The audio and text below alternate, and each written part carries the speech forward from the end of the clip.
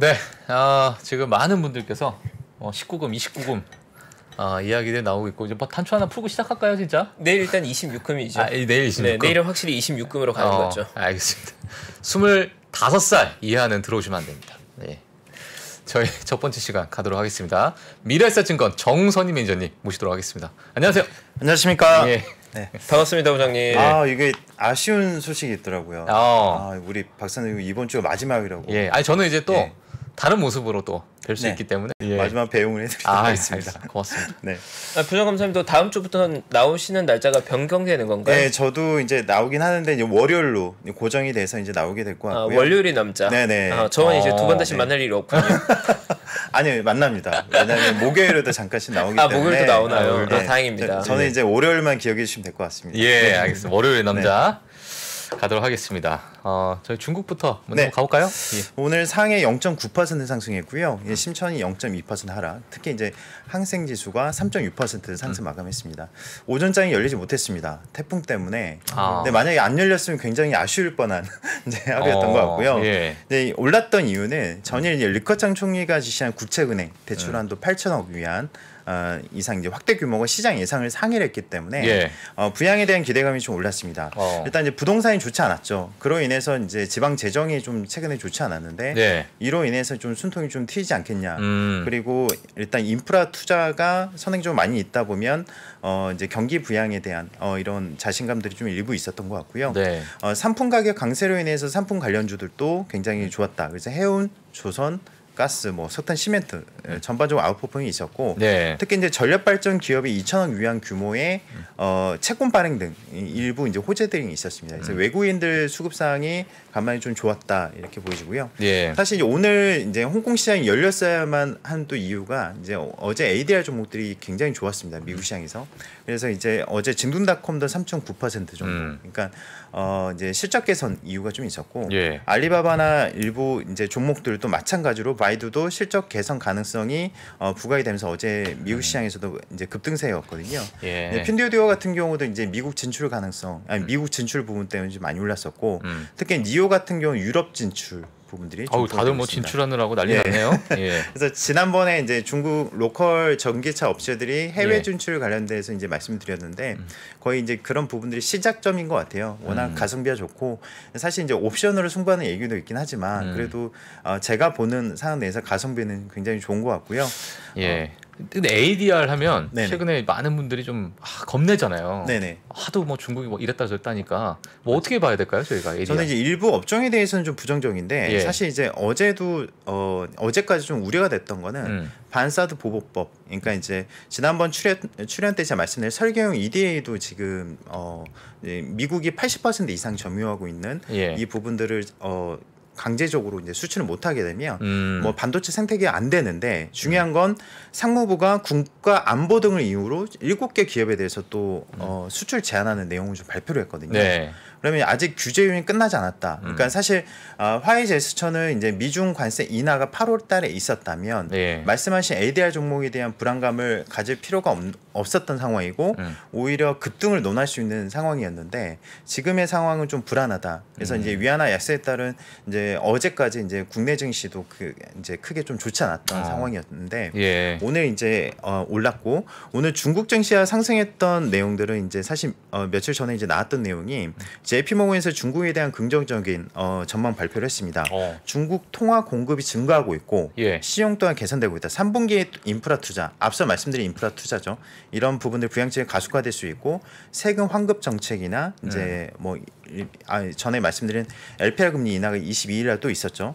이로 인해서 이제 핵심적인 거는 과거에도 M2 그러니까 유동성이 증가를 하게 되면 중국 내 소매 판매 그리고 산업 생산이 증가하는 효과가 있었기 때문에 이로 인한 상승을 좀 볼 수 있었다 이렇게 보이시고요. 이제 이런 긍정적인 효과와 더불어서 오늘 융기실리콘 실적 발표가 있었습니다. 이게 이제 전년 매출액 같은 경우 전년 대비 43%나 증가했고요. 이제 지금 내몽고 지역의 46기가와트 생산 규모, 이제 웨이퍼나 일부 이제 생산 증산 부분들이 좀 일부 있었습니다. 그래서 클린에너지 쪽에 대한 부분들은 그래도 시장이 하락하고 있음에도 여러 호재 사항이나 실적에 대한 부분들이 아직 이어가고 있다 이렇게 보여집니다. 그 반사드 보호법 때문에 사실 미중 관계가 더 안 좋아질 예, 그렇게 이제 보고 있는데. 네, 아직 연장선상에서 보고 있고요. 예. 이제 어차피 이제 제 생각은 지난번에 말씀드렸다시피 뭐 중간 선거 그리고 시진핑 상기를 앞두고 이 갈등 국면은 좀 유지가 되는 그런 상황인 이 것 상황에서 같고요. 계속 유지가 예, 되고. 왜냐하면 이제 CPI가 급해지는 상황은 아니다 보니 예. 이제 대중관세 인하를 통해서 뭐 지렛대 하나를 놓을 필요가 없는 상황이 된 것 같습니다. 그래서 저는 이제 개인적으로 10월까지는 예. 이런 국면을 좀 이어가지 않을까. 10월까지. 네, 그렇게 예. 보고 있습니다. 알겠습니다. 네. 자, 그러면은 저희 이제 미국 시장 가도록 하겠습니다. 네, S&P 500이 0.2% 상승했고요. 예. 나스닥 0.4%, 다우도 0.1% 상승 마감했습니다. 일단 잭슨원 컨퍼런스 때문에 눈치 보기가 굉장히 심했죠. 뭐 난리가 납니다 지금. 네, 지금 예. 이제 제가 미리 지난주에 말씀드렸던 사항이 뭐였죠? 이제 지난주에 예. 이제 옵션 만기 때 매도 포지션에 대한 부분을 언급을 했었고 예. 이번 주 저는 이제 잭슨 미팅을 앞두고 전후에서 이제 브락시스 좋아질 것이다. 네, 그렇게 좀 보고 있는 입장이고. 예, 저 기억하고 있습니다. 네. 좋아질 것이다 이번 주. 그래서 예. 주 후반을 저는 이제 긍정적으로 보고 있었고, 예. 일단 이제 지난 차익 실현 자금들은 어느 정도 이번 구간에 다시 좀 재매수 위치에서 좀 들어오지 않을까. 저는 이제 개인적으로 좀 기대도 하고 있고, 예. 저도 그렇게 좀 생각. 실행을 하고 있습니다. 네. 일단 이제 잭슨 컨퍼런스 앞서서 이제 지표 하나 좀 말씀 좀 드릴게요. 네. 미국 7월 내구재 수주 발표가 있었습니다.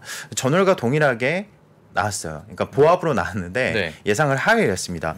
내구재라는 거는 3년 이상 쓸 수 있는 제품, 그러니까 비행기, 자동차, 뭐 전자제품이 해당이 되는데 이제 이게 이제 7월 내구재 수주가 2,735억 달러 기록을 했거든요. 네.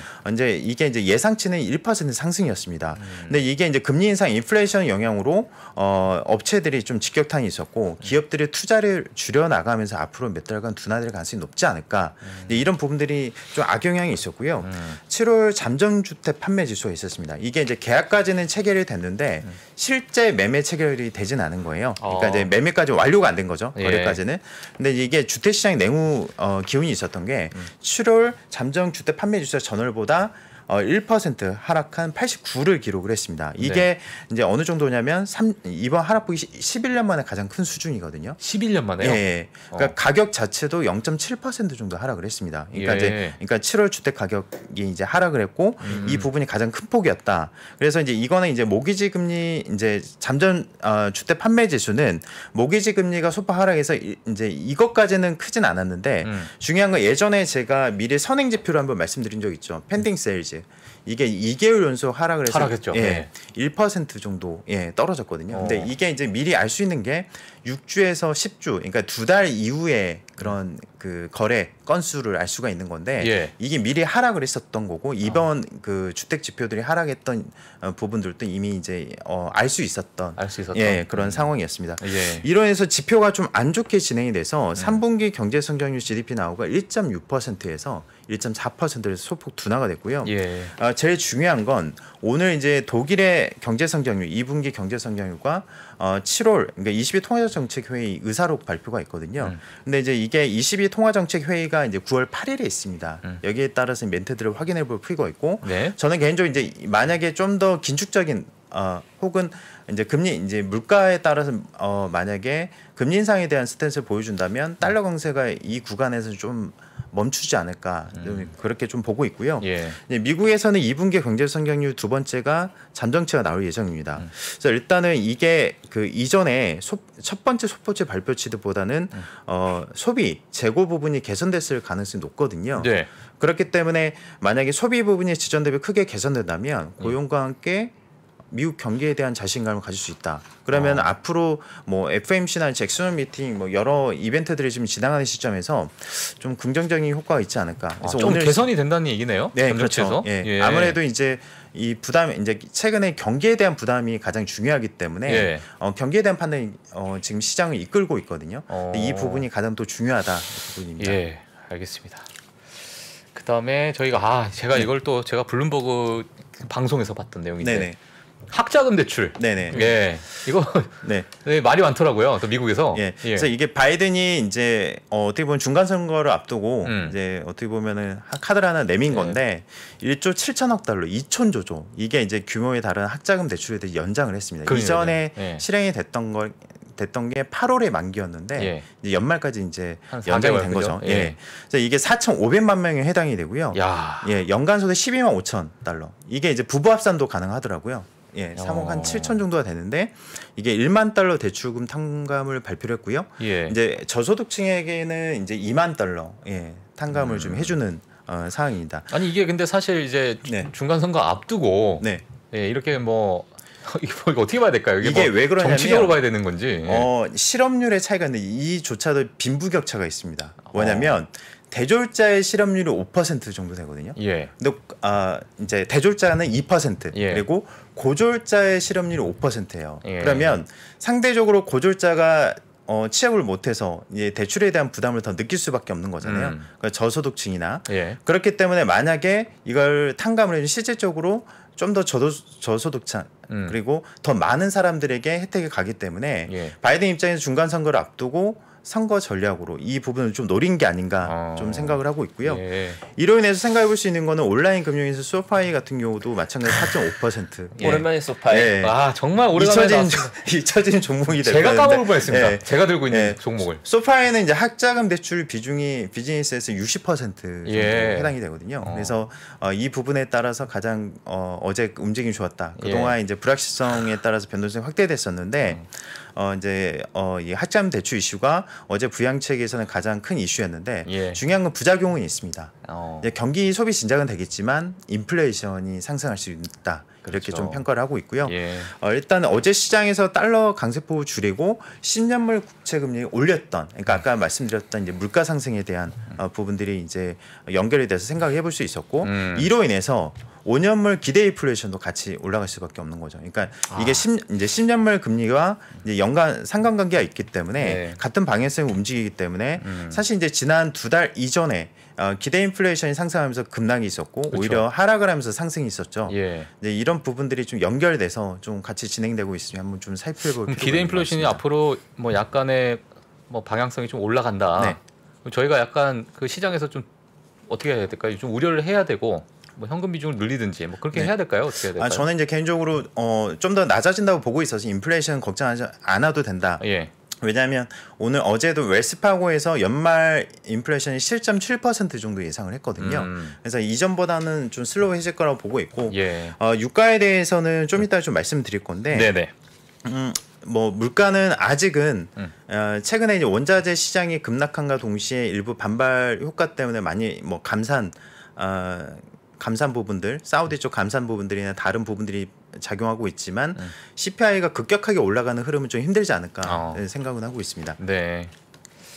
알겠습니다. 일단 이렇게까지 네. 저희가 했고 이제 뭐 잭슨홀 미팅. 네. 예. 일단 잭슨 미팅 미리 좀 생각해 볼 부분은 이제 파월이 예전에 평균 인플레이션 목표제를 도입하는 등 이제 인플레이션에 대한 강점 이제 언급이 좀 컸었죠. 근데 지금은 일단은 이번 잭슨 미팅 때는 경기에 대한 언급을 할 가능성이 높다. 저는 그렇게 보고 있고요. 예. 최근 연준위원들이 이제 내년 금리나 이제 올해 금리, 연말 금리에 대해서 굉장히 매파적이었죠. 이거랑 다른 발언을 할 가능성은 굉장히 적고요. 과거에도 보면 네.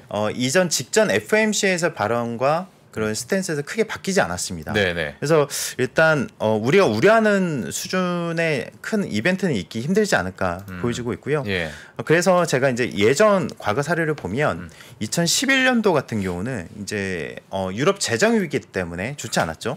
그래서 이제 그때는 이제 버냉키가 미국 경제에 대한 잭슨 미팅에서 긍정적인 모습을 보면서 나스닥이 오히려 2.4%나 급등을 했었습니다. 네. 그리고 2018년 같은 경우는 이제 파월이 연준 인사들의 이제 금리 인상 표명이나 여러 이제 긴축적인 부분들 때문에 하락을 하긴 했었지만 다우가 0.3% 하락하는데 그쳤거든요. 그러니까 실질적으로는 급등하거나 뭐 긴축에 대한 스탠스를 비췄을 때 최근 가장 비슷한 사례에서 보면 크게 영향을 미치지는 않았다.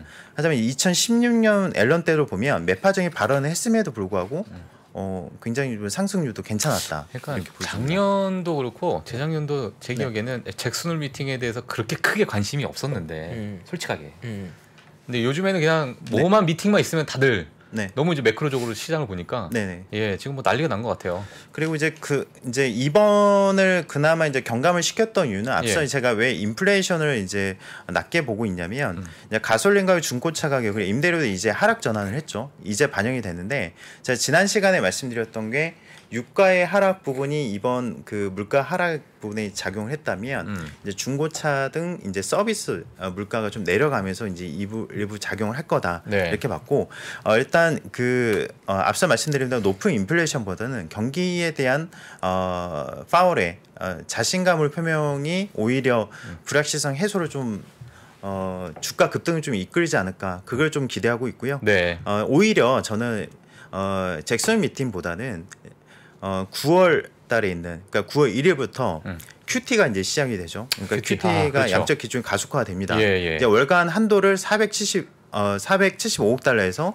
950억 달러 2배 정도 늘리거든요. 예. 오히려 제가 2월부터 계속 그 안 좋게 보는 국면을 그때로 봤죠. 그러니까 금리 인상과 QT가 맞물리는 시점을 조심하자. 하지만 이제 그때는 시장이 그 이전까지 그래 견고하다는 가정하에서 생각을 했지만 예. 지금 미리 좀 빠졌기 때문에 예. 다만 이제 9월 달에 들어가면서 주가 움직임은 반응도 좀 볼 필요가 있다. 오히려 잭슨홀보다는 다음 주에 있는 이제 QT에 대한 부분을 좀 민감하게 볼 필요가 있지 않나 생각을 하고 있습니다. 알겠습니다. 예, 그 다음에 저희는 특징 종목으로 좀 넘어가 볼까요? 그러면? 네네. 예. 뭐 일단은 유가에 대한 부분들, 환율에 대한 부분들을 준비하긴 했는데 네네. 지금 시간이 얼마 안 남은 관계로 가장 중요한 걸 하겠습니다. 예. 일단 엔비디아 실적 발표가 있었습니다. 예. 네. 자세히 보면 이제 게임 관련 매출 부진 때문에 2분기 실적이 안 좋을 거라는 거는 다 알고 있었습니다. 그렇죠. 예. 예. 모르는 사람이 없죠. 예. 예. 근데 이제 한 가지씩 보면 2분기 순이익이 6억 5,600만 달러, 전년 대비 72% 줄었죠. 네. EPS도 0.51달러 정도, 그러니까 예상치는 1.2달러 정도 됐었는데 같은 기간 매출 역시 67억 달러 나왔습니다. 뭐 일단 예상치보다는 17% 정도 밑돌았다는 게 이제 특징이었는데 뭐 CFO와 CEO는 뭐 거시경제 영향, 그 게임 관련된 GPU 매출 하락에 따른 부분들, 그리고 앞으로 가격 조정할 거다. 당연히 이제 이게 수요가 더 따라주느냐도 중요한 부분이죠. 예. 근데 중요한 건 이제 그 엔비디아 실적에서 이제 중요하게 봐야 되는 게 어느 부분일까요? 데이터 센터? 맞습니다. 예. 네, 데이터 센터가 중요한데 네. 이게 데이터 센터가 좋다는 거는 이제 예전에 스냅 실적 발표 이후에 우려감이 있었지만 알파벳 그리고 마이크로소프트 그리고 AMD를 통해서 확인을 했었죠. 근데 엔비디아에 대한 기대감을 가졌던 데이터 센터에 대한 부분이 생각보다는 좋지 않았습니다. 이게 왜 그러냐면 예. 중국 매출 비중이 높습니다. 중국. 예. 중국 매출. 중국. 그러니까 이제 상대적으로 인텔과 이제 엔비디아 같은 중국 관련된 이슈가 있었고 예. 그다음 저 매출 비중이 있고 상대적으로 AMD는 그게 좀 덜한 거죠. 근데 이제 일단은 그로 인해서 생각해 볼 수 있는 거는 작년에 게임 규제 영향 때문에 이제 투자를 많이 하지 않았어요. 뭐 물론 이제 지난번에 클라우드 관련된 실적에서 알리바바가 전년 동기 대비 20% 정도 상승이 있었긴 했지만 예. 그로 인해서 이제 올해 하반기에 좀 좋아질 거라고 예상했었는데 올해 또 락다운이 있었습니다. 그렇죠. 예. 그래서 이제 투자 부분이 생각보다 투입이 되지 않다 보니까 올해 그 우리가 예상했던 것보다는 데이터 센터가 더 좋아질 수 있고 내년에 이제 확실하게 데이터 센터 매출 비중이 더 중요하게 되거든요. 엔비디아는. 근데 이제 내년에 대한 부분은 좀 긍정적이지 않을까 저는 그렇게 보고 있고요. 예. 닌텐도 이제 마이크로소프트 등이 만든 콘솔 게임이나 이런 부분 판매 부진이 있었죠. 상대적으로 AMD 같은 경우는 콘솔 게임이 더 강자고요. 이제 사실 엔비디아는 클라우드 게임이나 이런 쪽이 강자죠. 앞으로는 이제 콘솔 게임을 더 강화시키려는 움직임인데 이런 부분들을 보면 내년 실적에 대한 전망, 그러니까 하반기에 대한 부분들은 저는 긍정적이지 않을까. 3분기는 제일 중요한 핵심은 재고 소진. 그러니까 IT 업체들의 지금 가장 큰 이슈는 월마트 실적 이후부터 계속 보고 있잖아요. 그렇죠. 예. 얘네들이 또 이제 하단으로 계속 이제 내려가면서 예. 재고를 얼마나 잘 소진시키느냐가 제일 중요한 건데 네네. 이제 과거와 다르게 엔비디아가 이 부분에 대해서 잘 좀 대응을 하고 있다. 그러니까 이전엔 그 10회 때문에 조정 기간이 상당히 좀 길었었잖아요. 네. 근데 사실 그걸 우려하는 거고요. 그래서 이제 신제품 출시가 내년에 좀 몰려 있고요. 이제 이게 재고가 소진되고 이제 신제품 출시나 이런 부분들이 그 중간 정도의 지금 기간에 걸려 있기 때문에 3, 4분기에 다이나믹하게 실적이 좋아지기는 좀 힘들지 않을까 생각은 합니다. 다만 이제 반도체 기업이나 일부 기업의 특성상 선반영을 한다면 연말에 내년 그 신제품이나 일부 이슈들이 좀 부각될 수 있으니 그 네. 이슈들을 꼭 지켜봐야 될 것 같고요. 네.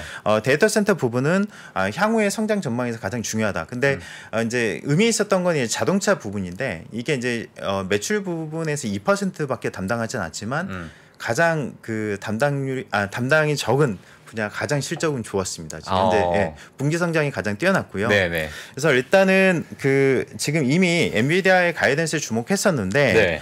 3분 이제 이미 그 여러 차례에 걸쳐서 이 부분이 반영이 됐다 보니 상대적으로 오늘 시간에 3% 이상 빠지고 있긴 하지만 예. 좀 덜하지 않을까. 그러니까 생각보다. 이제 오늘은 사실 이제 코인베이스에서 코인베이스 CEO가 내년 그러니까 이제 2개월에서 18개월 사이까지는 암호화폐가 약세를 가지지 않을까 하는 또 우려되는 전망들이 좀 있었거든요. 네. 예, 이로 인해서 이제 오늘 어떻게 보면 시장 영향에 의해서 엔비디아가 최근에 상승이 있었기 때문에 그 부분만큼은 하락을 좀 오늘 좀 내놓고 내놓고 예. 그 이후에 재평가가 좀 있지 않을까 생각을 하고 있습니다. 예. 그래서 일단 PC 게임 관련된 매출은 공통적인 상황이기 때문에 네. 전 칩 관련된 업체들이 공통적인 상황일 거고 일시적인 하락의 가능성이 높다. 사실 그래서 데이터 센터가 왜 이렇게 좋지 않냐, 뭐 동수서단도 하지 않냐, 예. 이제 그런 얘기도 좀 많긴 한데, 예. 그러니까 이제 이게 이제 퍼블릭하고 일반 B2C하고는 또 다른 개념이기 때문에 예. 이런 부분들은 좀 참고하셔야 될 것 같고 반대로 데이터 클라우드 기업인 스노우플레이크가 이제 알죠. 스노우플레이크. 예. 시간에 거래해서 엔비디아 반대로 17% 상승 중이거든요. 오. 그래서 이 EPS는 예상을 하게 했어요. 근데 매출이 전년 대비 82%나 증가했습니다. 82%요? 예. 그래서 제가 여기에서 또 강조드리고 싶은 거는 예. 미국 기업들 중에서 클라우드 관련된 산업은 괜찮다. 그래서 제가 지난번에 계속 강조해드렸던 건 뭐죠? 저는 반도체 다음으로 최근에 클라우드를 보고 있다. 이렇게 클라우드를 보고 있다. 보안 관련 업체와 클라우드 산업에 대한 지금 관심을 가지고 있고 네. 오히려 제가 차익 실현을 했던 여러 이제 자금들은 이제 이번에는 더 클라우드를 한번 좀 진행을 해볼 생각이고 예. 하반기를 클라우드로 보고 계시나요? 네, 그렇습니다. 알겠습니다. 예. 가장 좀 저평가되어 있으면서 내년 전망이 좋은 여러 산업군 중에서 예. 가장 보편적으로 우리가 잘 알면서 쉽게 투자가 지금 되고 있진 않지만 일부 상승 여력이 남아 있는 쪽에 가격 전가도 가능하고. 네, 맞습니다. 예. 예, 아직 성장이 가능한 거죠. 그래서 이제 일단은 그 세일즈포스는 뭐 실적 가이던스 연간 실적 가이던스 하향 때문에 내려가긴 하지만 오늘. 근데 이게 이제 개별 그러니까 시장 그러니까 지금 시장보다는 개별 종목 장세다 보니 일본 업종 내에서도 좀 엇갈리는 양상들이 있으니 네. 전체 시장에 대해 너무 부정적인 것보다는 그래도 좋은 종목을 가져가 보자 이렇게 말씀드리고 싶습니다. 알겠습니다. 네, 하반기 클라우드 감사합니다. 네. 알겠습니다. 그럼 내일 저희 일단 이번 주 남은 주는 약간의 그래도 반등이 좀 나올 수 있는 시장이 될 수 있고 너무 불안할 필요는 없다. 예. 지난주는 제가 매도는 아무 필요가 없다고 말씀드렸지 않습니까? 예. 효과적이지 않은 전략이고 예. 이번 주는 일단 불확실성 해소에 따른 어느 정도 반등률이나 이제 모멘텀을 가져갈지가 좀 중요한 것 같고요.